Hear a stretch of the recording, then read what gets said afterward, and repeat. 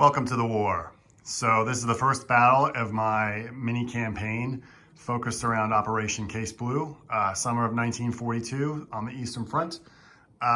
Inspired by this first battle, the Battle of Kalach, the town of Kalach, which was a major, or significant at least, stepping stone on the way to Stalingrad and the German thrust there.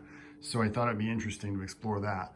I don't know a whole lot about the battle, to be quite honest, or the set of battles that occurred in that area.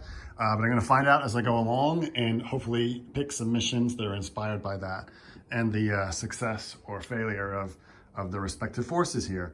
We'll get into that in a little bit, but inspired by Stalin's Order 227, not one step back, I thought it'd be fun to play the mission, not one step back, with the Soviets as the defenders and the Germans attacking. So with that said, let's take a look at the forces.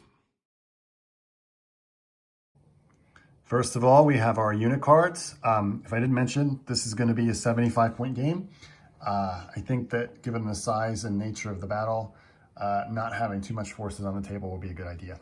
Anyway, so we've got Pure Luck, the reroll, and the Jaeger Company, which basically represents a light rifle division, enabling all of my Grenadier companies to have a formation or terrain dash of 10 inches, which could prove useful. Support, we've got 2 8-rads, big fan of those models, and 4 Panzer IV longs. Before you say it, I am not painting any more Panzer IVs or any more German armor for that matter, gray, so we're just going to use my Western Front ones. On top of that, we've also got a sniper here, hoping to pick off some useful targets, and then 2 of the same unit, 7 stands each of Grenadiers, along with 2 heavy machine guns each, and the HQ, the Grenadier HQ. Over to the Soviets. My gosh, look how much they've got. In my typical, somewhat OCD fashion, they're all built the same. These 3 hero rifle companies with 2 machine guns. What do we got there? 10, effectively 9, oh, I'm missing, oh no, 10, including those, yep. 10 rifle units. Each one has a commissar and a commander. They also have a flamethrower and 2 heavy machine guns each, backed up with SMG company of 7 stands, plus a commissar, plus a flamethrower. Backing them up, we've got some AA machine gun trucks. Absolutely useless most of the time, but I love the models. 3 KV-1Ss and 3 BA-10 armored cars with the commander here. As I said, it's a 75-point game. In this mission, that means they get 3 minefields. So let's go and see how the forces deploy and what happens in turn 1. Just a quick edit. I also forgot the Soviets have 2 snipers. Okay, quick look at deployment. So on the Soviet side, we've got 1 objective here and 1 objective here being defended. Minefields, the Soviets place 1 here, hoping to block that line of advance, and then 2 over here. In terms of deployment, on the Soviet left flank, they got the AA trucks there. Forward team with the SMG company here. The BA-10s hiding behind this building, waiting to pounce. 1 hero rifle company here, and the other one over here. 1 of the snipers tucked away in this building here, looking for shots of opportunity. And then shooting over here, this is what we've got for the Soviets in reserve. Again, 1 hero rifle company, the 3 KV-1Ss, and a sniper that I'm gonna deploy in ambush. And then for the Germans, with everything on the table, they've got 1 Grenadier unit here, their sniper tucked away up here, definitely going to start firing at the SMG company HQ there. Panzer IVs here, looking to take that clear run right down there, which I probably should have done a better job with the terrain there. And then the remaining Grenadier platoon here and the two 8-Rads. So let's see what happens in turn 1.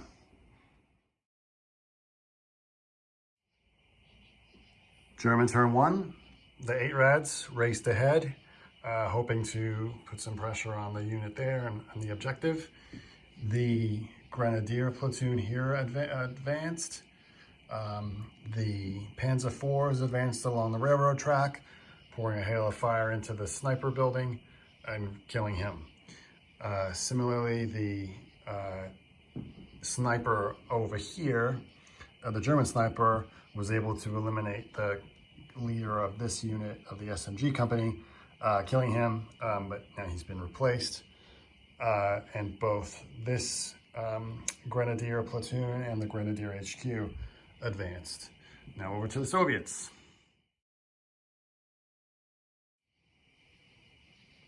A fairly uneventful first turn for the Soviets, mostly hunkered down, bracing themselves for the attack.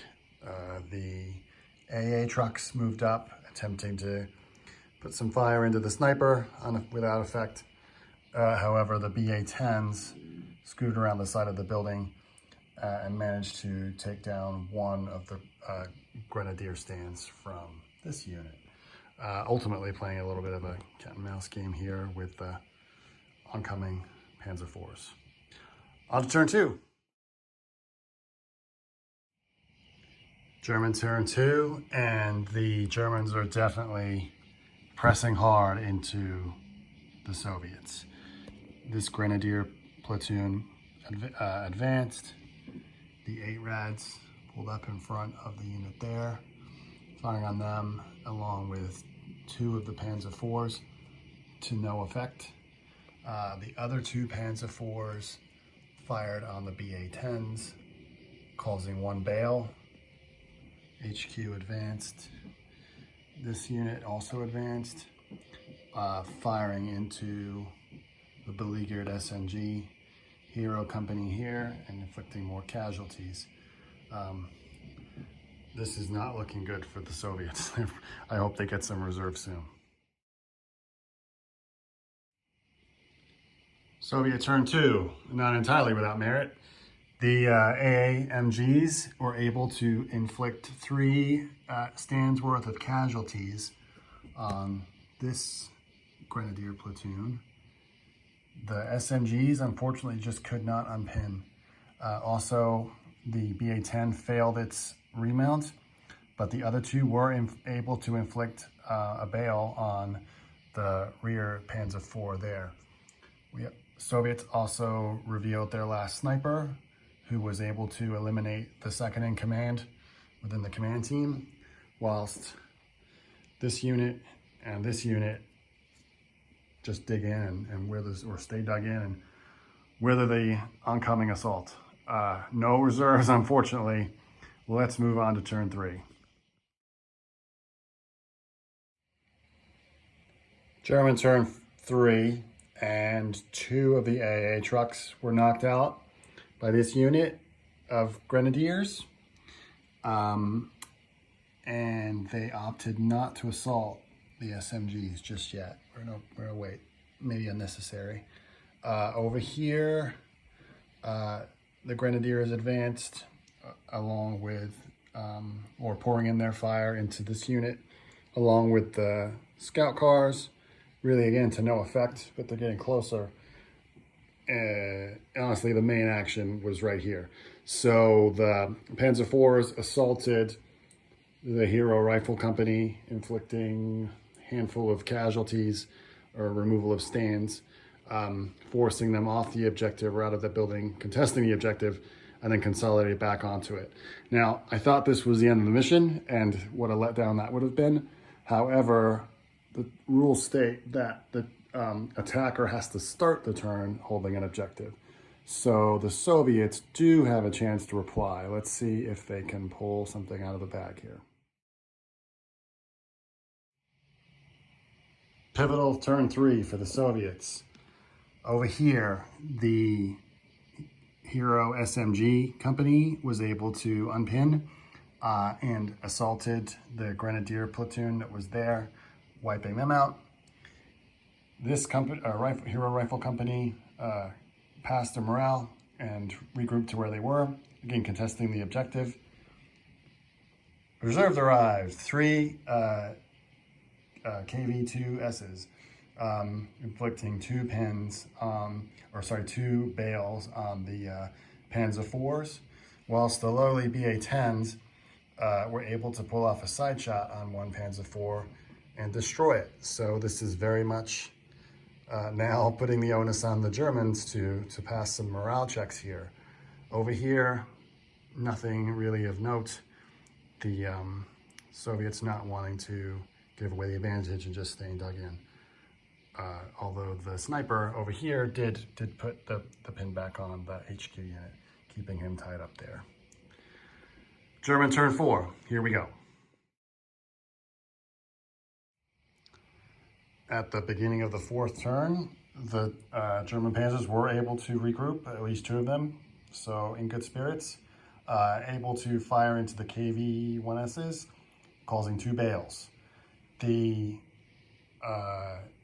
8 Rads, thinking they could score some sneaky side shots or rear shots on the KVs, realized before firing that their gun is ineffective even against their rear armor. So a couple of shots into the BA-10s later, they were ineffective. HQ Grenadier unit was able to rally and now running out of line of sight of the sniper, although arguably right behind the BA-10s here, out of the fire pan and into the fire, or whatever the saying is. And over here, this unit of Grenadiers just can't figure out how to crack this nut. They're just too well dug in. So they've sought cover in the factory ruins just to avoid getting shot at.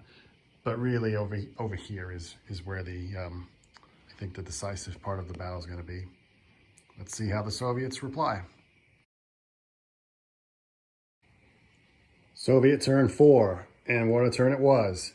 The KV-1Ss were not able to even hit the Panzer IVs right in front of them. However, the plucky BA-10s were, and were able to take out 2 and bail the last one. So real trouble there for the Germans. Outside of that, the reserve rolls were good for these Soviets, who were the last Hero Rifle Company. They were able to move onto the board, putting this whole mass right in front of this Grenadier platoon. Now, I tried to interpret the rules correctly here for the city fighting rules. They're in the Enemy of the Gates book or the Iron Cross book. It says that any unit that has line of sight, like this, as it were, can just take a shot. But that doesn't really seem to make sense to me. So I considered them to be concealed and require a firepower test as if they were in bulletproof cover. This is no different than being behind a brick wall. So whilst we did that, or I did that, this massive fire was still not able to do anything. And so we'll see what the, I think now, incredibly beleaguered Germans can do to pull this victory off here in the 5th turn. Here we go. Consolidated 5th turn here because the Germans did absolutely nothing. So in reply, the Soviets were able to eliminate the last of the Panzer IVs, effectively eliminating any threat on the left flank or left side of the board. Over here, the BA-10s moved up and fired into the rear of the 8 Rads, bailing both of them. And then an absolute mess over here where both Hero Rifle Companies of the Soviets assaulted the fairly well defending, although somewhat limited German unit there. But both assaults were staved off with the Germans able to inflict enough pins to turn that into somewhat of a stalemate. So here we go, last turn.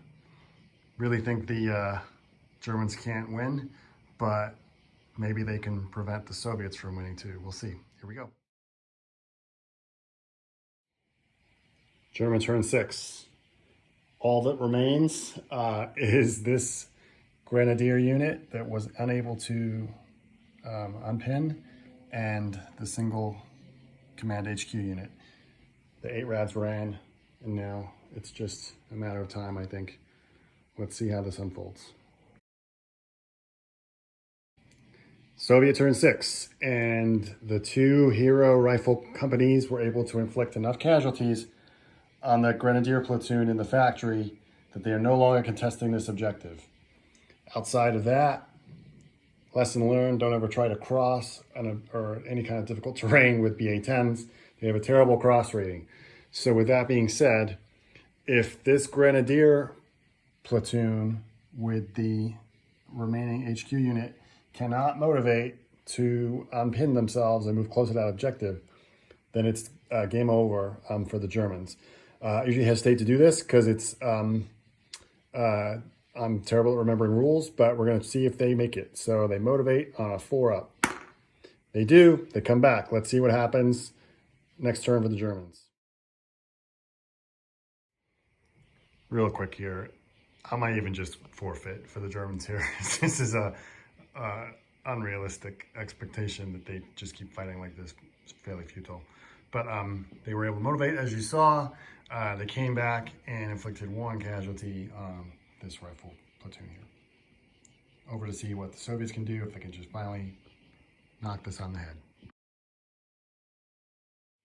And with that, the Soviets win.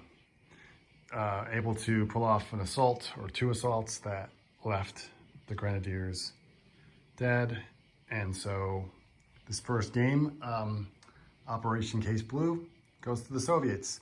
So in the next game, I'm going to do some more reading up on this battle or this series of battles and pick a mission that sort of suits the theme. And I'll also give the Soviets a small advantage based on this victory. Similar to what's in the D-Day series of books. I like those linked missions. That's kind of what inspired me to do this. So thanks for watching, and be sure to see what happens in the next battle report. Thanks.